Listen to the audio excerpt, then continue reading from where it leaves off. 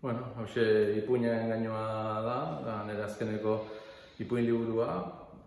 Konparatuta horrekoekin agian ezaugarri nagusi izango litzateke ipuin luzeago idatzita dagoela.